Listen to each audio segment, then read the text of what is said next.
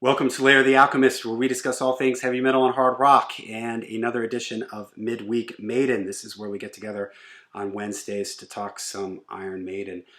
The topic for today is does Iron Maiden have too many live albums?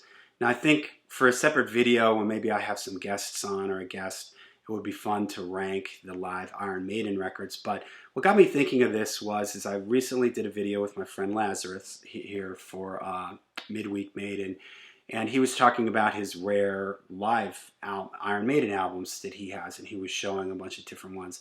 And somebody commented in the section that like Iron Maiden has too many official live albums out. I don't need to go search out any more live things. And it got me thinking that, and I went and I looked. Iron Maiden has 10 official live albums out, and that's not including like Made in Japan, that was more like an EP. That's not talking about either two like the things that they had like in the Ed box thing that came out that had the BBC stuff and things like that. So this is just like 10 official records that were, put out. They were from the tours, and then they put out a live record. And I thought to myself, and also as I was getting ready to do, the Midweek Maiden, I was looking through my record Maiden section of my records, and I just noticed that I was like, I never listened to some of these live records. And honestly, for me, of course, the big one is Live After Death. That was when I was into them. It came out in the 80s, was totally into it, bought it when it came out, absolutely loved it. Was supposed to see them on that tour, but I got chicken pox and couldn't go. So maybe that's another story, another time.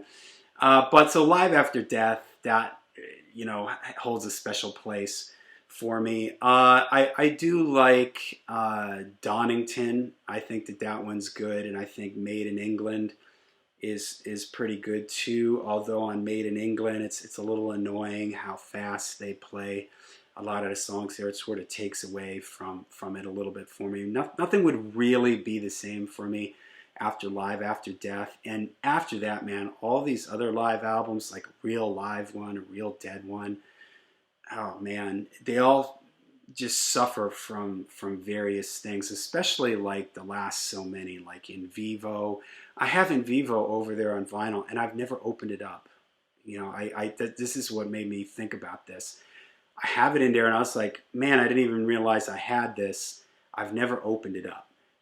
So that shows you how excited I am to listen to it. And I've listened to it online, but the last like so many live Iron Maiden records, they Beast on the Road and stuff like that. It's kind of fun to hear some of the newer stuff in their set list, but there's a couple problems for me with the last so many Iron Maiden records. For me, the mix on them, none of them are particularly good. They all, to me, suffer, for various things going on that make me not like it. Book of from the Book of Souls tour, they just all, the mix on them. I just don't like the mix on them, and I don't know if that part of that is.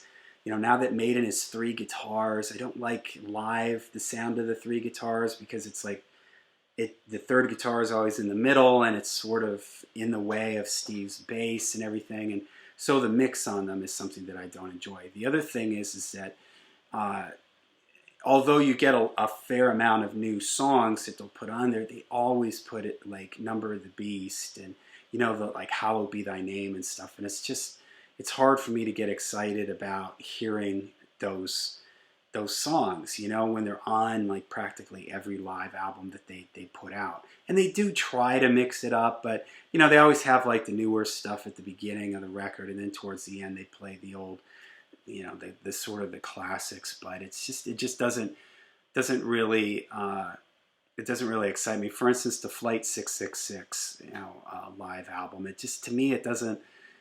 I'll just listen to Live After Death You know, I just find myself reaching for that before I reach for Flight 666, which was all classic songs, because that was the tour. I forget what the, somewhere back in time, I forget what they called that tour, where they were playing all older classic stuff.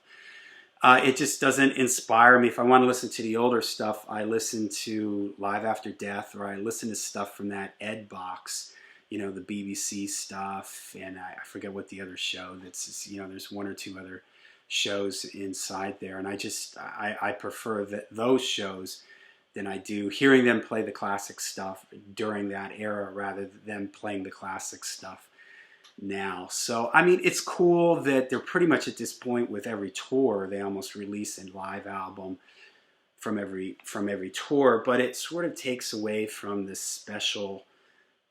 You know, live albums just don't feel as special anymore. And I made a video a long time ago on the channel about, do live albums mean anything anymore? Maybe that's a topic I'll revisit with some guests or something, because it is something interesting to think about. Live albums used to be something you got really, really excited about, like when Live After Death came out. Honestly, when Maiden puts out a live record now, I've got in vivo. I've never even opened it up. Didn't even realize, forgot I had it, and never even opened it up. You know, I wasn't interested enough in it to really even give it any kind of serious listen. So maybe that's a fault of mine, that I don't give these things more of a chance. I did make a playlist on Spotify where I made like a live Iron Maiden playlist that I don't repeat any songs, you know, so I've got the dance stuff from Dance of Death and all the newer type stuff, Bruce singing. I do find it interesting, like when Bruce sings some of the Blaze stuff. I think that's pretty cool, and that's a unique thing. The Klansmen and stuff like that, it sounds really cool when hearing Bruce sing that stuff. And so I made a playlist so there's no repeats, so I don't have to hear Number of the Beast or Run to the Hills, you know, 10 times. I can just pick one version of Run to the Hills and just run with that. So, all right, so there you go. So let me know what you guys think. Does Iron Maiden release too many live records? But are you a fan that you just love everything? I mean, tell me honestly, do you really listen to the last so many live records that they've put out? Do you listen to them as much as you listen to the more classic ones like Live After Death? You know, let me know what you think. Is it something that you're cool with it? You know, it's no big deal. It's something you're not going to listen to a lot, but maybe you like to have it because you saw them on that tour. And I get it. You know, I've seen them on the last so many tours, basically since Bruce came back. So it is kind of fun to have something you remember the show, you know, the set list from the show that you saw and everything. But yeah, you know, let me know in the comments down below what you guys think about Iron Maiden and their live albums. Too many? Not enough? Would you rather just see them maybe release rare stuff from the 80s or something like that, you know, that maybe they have in their archives? Let me know in the comments down below. And until we see you next time, make sure you stay heavy, stay metal, and up the irons.